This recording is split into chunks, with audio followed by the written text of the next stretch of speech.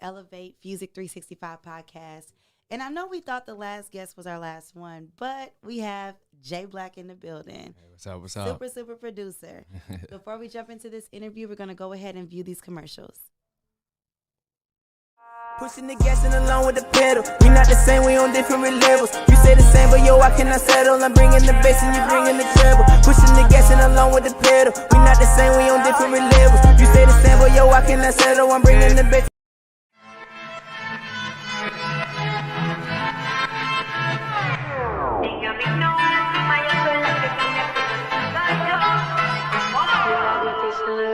Sin atraso, soy un alacrán, obra de arte que Picasso. Sinfonías de mis dientes se convierten en un palo. Pinto mis sentimientos, un universo estoy creando. Sé que lo puedes ver, difícil comprender. Es mi forma de ser, realeza y poder. Se retiró R de reggaetón, llegó la... Alrighty, guys, welcome back again. I am Cena Diaz, and we have our final guest of tonight, Jblack. What's going on? Hey, how you feeling? I'm feeling well. How are you? Doing good. I'm doing good. That's good. So let's just jump a little bit into it. It's the producing that you got going on, making beats. How did you get involved in that? How did you know that was something that you were not just gonna be good at, but just that's just what you wanted to do? I would say, honestly, it found me. I wasn't really being a producer wasn't my thing. I was in IT before this. Yeah. I worked in sales. I worked other jobs. But music was more of a hobby, you know. So I started off on a little basic keyboard, a little Casio WK300, and it was a sample keyboard. Now I learned how to sample with that and make little beats. But when I was doing that, it wasn't really intentional of me wanting to blow up with it. Yeah. So how did it really get serious for you? Like, what was the point where it clicked? Like, wait a minute. I feel like because I've been doing this for over 12 years, I feel like there's still never like a click. I just feel like you just kind of gradually see the growth just kind of go up, right? But one of my friends in sales, he created an Instagram account for me because he saw what I did, and he's like, "Oh, you should keep posting this. Keep posting what you do. Just post that and whatever." So that's pretty much what happened. Just the slow brew, and that is crazy. Now, when it comes to, I guess you can say, the beat making process, what kind of goes through your mind? I know you have to kind of envision what you want that track to sound like, or what you want it to embody. Do you envision an artist on it, and that's kind of what leads you? Like, what is your process when developing? I would say my process when developing is just really what feels good. Yeah. You know what I mean? I was talking to one of the guys today. It's really a rhythm thing. I'm not really a musical theorist or, knowing all my notes and everything like that. Yeah. But I know what makes people bounce and feel good. Right? Exactly. And I feel like that's kind of power in itself, which is kind of underestimated. But that's exactly how I go for it. Yeah. Do you have anybody that what would be a dream artist that you wanted to do a beat for, or a soundtrack for, or any producer? Or who do you want to work with? Who do I want to work with? I don't know. I guess I'm an all spiritual person. I really haven't really found exactly who I want to work with yet. Maybe because who I want to work with probably won't even be somebody of big stature, somebody who I want to really connect with. You know what I mean? Absolutely. Yeah, it doesn't have to be a celebrity or anybody, just somebody that you feel is dope and can match, right? What you have to offer. Yeah. Yeah. So also when I made beats too, I made beats for me. Yeah.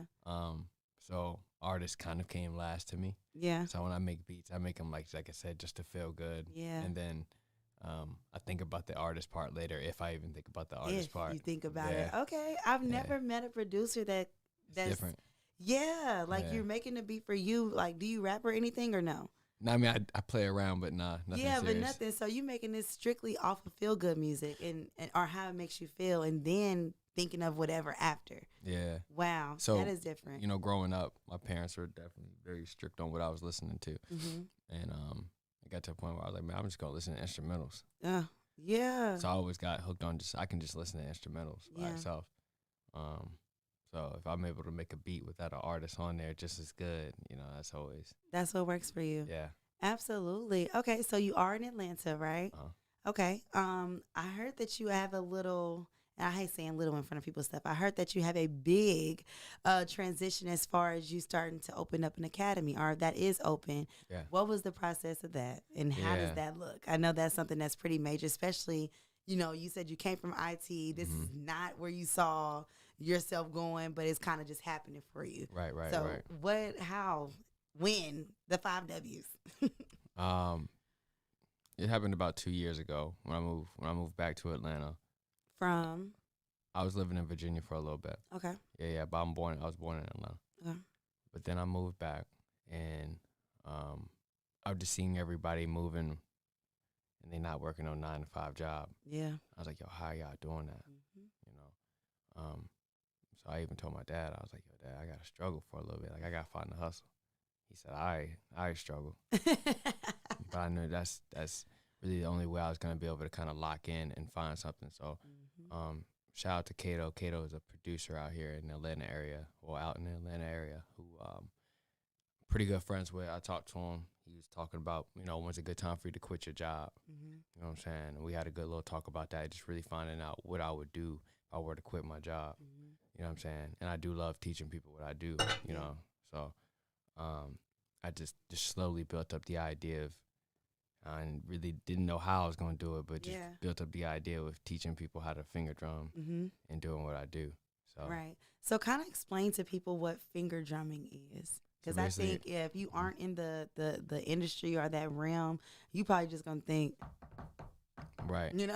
Right. And that's good. And that's good that you say that too, because that's my goal of Finger Drumming Academy, is to bring that out and not make that more of a niche thing or something that gets looked upon. Now, I think it is doing kind of a better job of displaying itself. You got Chloe Bailey. She was on the Jimmy Kimmel show doing it. Kanye. Killing it. He's doing it. So a lot of people are bringing out their MPCs and displaying the art of finger drumming. Absolutely. But it's basically with you having 16 pads, 64 pads, any type of beat making controller, and you're live performing. Every pad you have is a one shot. And you keep it going. Yeah. When you stop, the beat stop. That is crazy. Yeah. That is talent. That is talent. Like, you're literally making a beat on wherever you are. Yeah. That's what it looks like for you. Yeah. So as far as the teaching process, and I don't want to give away all the sauce, but enough to get people, like, dang, I never even thought that was a thing. Right. How you develop that skill set? I mean, of course, outside of practice and, having the passion for it, how do you develop and cultivate that skill set to where you turn from it turns from a hobby to something you like to do to, I'm a professional at this, and I'm actually raw enough to teach somebody, and even rawer to open up a school. You know what I'm saying? Right. So how does that transition? The transition, I think, is pretty easy, just for the simple fact that I was a lunch table kid, and I feel like everybody is at some point. Everybody makes beats with their hands. Especially with grinding. Yeah, right. Everybody, right? It didn't matter who you were. Right. So it's still that same type of element. And I really teach that, of the brainless part of it, of not trying to remember, which pad to hit, but just kind of embodying, just like if you were to hit the table and make a beat with that. Right. So it's very, very much the same thing. And then going to the teaching aspect of it, you do it enough times. Even starting off, I wasn't probably the best teacher, but that only made me stronger as a teacher. Right. You know what I'm saying? So now it's like, really can't take it. There's no school. Who's going to teach me finger drumming? So I had to really kind of figure out a curriculum, and I took a couple courses on just teaching by itself, because you can be really good at something, but getting somebody to retain the information and actually that you teaching is a whole different ballpark, right? So you have to learn different people, different personalities and stuff like that. So just over the time, it built up. So what would you say is the major differences between using something like Fruit Loops, or as opposed to finger drumming? Like, what is the difference? Because it's almost the same process, as I can see, kind of, but I'm also not a musician either. So what is the similarities and differences? And then are there pros and cons to both, when, I guess, dealing with the industry? Really not. At the end of the day, whatever your DAW of choice, your weapon of choice, whatever you use to make beats is whatever you use. But there's more of a physical embodiment with actually tapping it out, right? Versus FL, you're kind of just kind of clicking stuff in. And to each his own with that. That's not really the way I can really embody it. You know what I mean? Kind of typing it in. Yeah. I need to actually feel what's going on. Right. Yeah. So that will be, I mean, I think that's a dramatic difference from that. Yeah. Because, I mean, I have all the DAWs. I have all of them. I tried FL. Yeah. You know. Dope. That's dope. So when thinking about, or not even that wasn't my question. Do you play any other instruments? I play the keyboard, the drums. That's about it. Do you think that those played a major part in it? And if they wanted to get into finger drumming, would they need to have any type of prior experience to an instrument, and more specifically a keyboard or a drum? Or is that just kind of what your path was? That's more what my path was, but I feel like you should be rhythmically inclined. That's one thing I definitely did learn about that, because I did make it a challenge where I was like, well, I can teach anybody. Well, I was like, I can teach anybody. Yeah. But you do have to have a little bit of rhythm. Yeah, you know absolutely. Yeah. So, know how to play a tambourine on beat. Something. If you can do that, you're in good shape. Then you're good. Yeah. So do you have any things that you're working on for the future, or any major plans, or any plans at all regarding either your academy or just you specifically, any performances? What's going on in Jblack's world? Well, definitely the academy is pushing that and making that more of a live thing. So currently right now it's one-on-one classes. So you would go to the website, we'd have a Zoom class. I have the whole overhead system camera, something like this with the black magic switcher. And they'll be able to hear and see everything that's going on. So you can follow along and, kind of just do a one-on-one class there. But now it really kicked off in 2020 just because of everything that was going on. The pandemic. Right. So now that everybody's back outside, I want to start doing more workshop classes where it's more in person or having more groups. So that's the next goal for Finger Drumming Academy I'm focusing on. Absolutely. I mean, I think it's super dope because, like you said, Chloe Bailey, I've seen hers, and Kanye even has the it almost looks like an echo. You know what I'm talking about? That kind of produces it. Is that like for people that aren't trying to get into it, but it's a little bit, because you can do like just the ad libs, you can do just the vocals, you can do just the instrumental. Do you think that's something that people interested in finger drumming should probably like latch on to? Or I wouldn't say if you're trying to finger drum, not necessarily, but it is a cool little device though. Yeah. I like it. Yeah, no, it's cool. I like it. Yeah. Have you produced for anybody that's mainstream? 2 Chainz, The Game, West Side. And I have a couple other ones that just, sometimes they, Yeah. Yeah. No, I got it. Sometimes they don't go through all the way. Right. Yeah. So what is your ultimate goal, not just with the academy, but just for your brand itself? Because you could be almost considered a performer, you know what I'm saying, alongside a producer, since you're actually, doing it. So what would be your long-term goals regarding, your academy and just performing, period? So my long-term goals is mostly straight to the academy. I want to grow it by adding more teachers. So, which I do. I have 2 or 3 teachers now involved. But my thing is to actually have this as a curriculum that I can push in Berkeley. Or, I've been in the Apollo, so I have my lessons going through the Apollo. Just get a curriculum going through the school where I can just kind of sell the curriculum and chill. Absolutely. You know what I mean? Yeah. For the performance part of it, I'm still young. I'm on my way to turn 30, but I understand that that's not something you can do forever. Yeah. And that's also something that, that's something that's, I'm only doing that if I love it, because that's something that's stringent on the body. You feel me? Like that's something that, if I'm coming to perform somewhere, that's taking time versus if I have a curriculum, selling something, and I'm chilling back. So I know that. So I don't want to exhaust all my thing trying to perform. And I love touring. Like I've been touring this whole month. Yeah. Where have you been? What was the tour? Well, I've been doing a lot of conferences. Got you. So they had a NAMM that was in Anaheim. So I was in LA for a little bit. Then it's called the Viva Conference in Paris. So I was in Paris for a little bit. Okay. Then I went to Sweetwater, which is a big music distribution company, and they had a big thing there. So I flew out to there, finally came back for a little bit. Yeah. And now you're here. Now I'm here. Yeah. So you feel like it's snowballing at this point now? Well, it's always been kind of doing this thing. It's just more. So it's real. I don't want to say no work behind it, but it's almost like it speaks for itself. And those who know, and those who don't type thing. Oh, you will know. Yeah, you will. Yeah, for sure. Absolutely. So with developing that curriculum, is there any processes that are kind of different than, I guess you could say, a traditional school? Because with this, it takes a little bit more than just saying, hey, yeah, you could push this button. Is it a different process when creating that curriculum? You would still use the same format of breaking anything down. So if I were to teach you, about combining the kick and the snare together, right, it will be, sublines on, different patterns that we'll work on, finger placement, how you should attack it.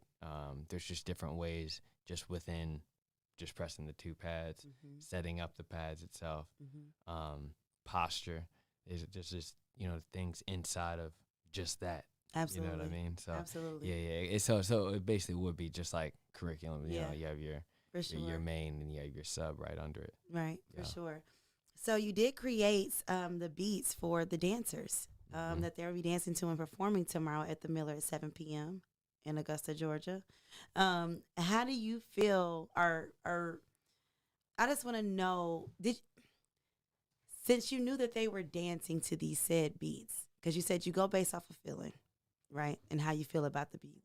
Was it something particular for this project specifically, or was it still just the same? That's how you thought, and then hopefully they do with it whatever they do with it. Nah, when I went to this, I was thinking of I think too, because a lot of them, I think they have like somebody from like Step Up and stuff here. So like when I think of dance and stuff like that, I think of like the old like Missy Elliott and Timberland. Type of Fat Man School, you got served. Exactly. So that's kind of the motivation I went for. Yeah. Okay. Yeah, so I'm excited to. I haven't heard the beats yet, so I know I'm gonna hear them tomorrow. But when I hear them, I'm gonna hopefully. Are you gonna be here tomorrow? I should. Are you okay? Yes. I'm kind of look at you like, okay, I can see where you were going with this. Oh yeah. One.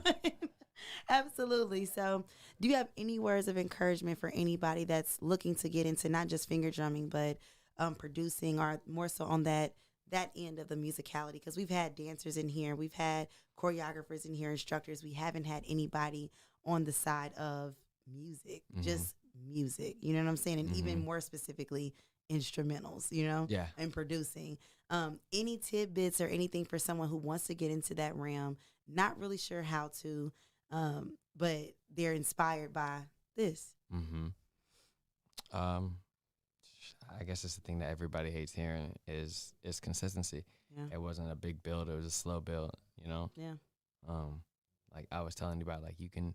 It's the most cliche. I'm gonna say two cliche things. It's like consistency, and you can do whatever you want. Like you can, if you want to cut grass with clippers and call yourself organic cuts, you can do it because people will buy it. Because people are like, oh, no gas. And they'll believe it. They'll believe. You know what I mean? And you stay consistent. People see you working, then you'll have a whole field of people cutting grass with scissors. You know what I'm saying? So, it's just that easy. Just like how you're just like, I never really heard of it. It's kind of something new. Yeah.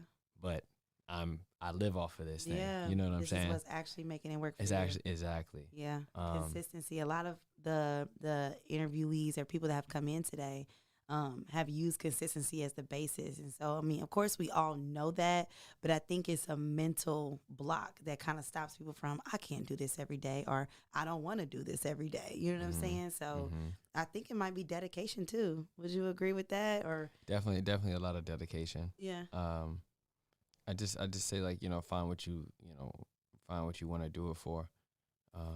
That's the main thing for me, because I always know for mine is like always that always help people want to see what difference that makes by doing something like that. You know what I mean? And that's what makes me get off. You know what I'm saying? Yeah. Did it start there though, or did it just start with you just saying I like music? And it did naturally without me knowing, because like I said, I wouldn't come in that music for the money. I was working in IT. I had other jobs. I was making money elsewhere. Yeah. So I feel like where things can get a little messy is when you're looking at what you want to do and trying to squeeze money out of it instantly. You know what I mean? That's what's going to kind of get in the way. Yeah. Of the growth, for sure. Yeah, of the growth. But it came to me where it was like I couldn't do it. I couldn't work anymore. Like I had Timberland call my phone like, yo, come out, do this. And I was like, okay, so this is something that's pulling me. Like, it's not Literally. nothing. I'm not fighting it. Yeah. So. Yeah, I think that's dope. That's pretty dope. Honestly, I love that you took the time out of your day to come on the podcast and just talk to us a little bit about that development process, about the Finger Drumming Academy, you know, again, and even where you want to take it to. I think it's pretty dope. You have any last words to say to the camera? Are you good? I'm good. You know, if you guys are interested in Finger Drumming Academy, it is fingerdrummingacademy.com. Yes. Make sure you check it out. I'll definitely be taking care of you. Absolutely. This is Beats by Jblack. Jblack for short, and Black if you're nasty. No, I'm playing. This is the EL3VATE Fusic 365 podcast. I am Stina Diaz. Thank you so much for tuning in. We've had a lot of dope people on the podcast today. Jblack, thank you so much. Hey, thank you for having me. I do appreciate it. Appreciate it. Y'all be safe.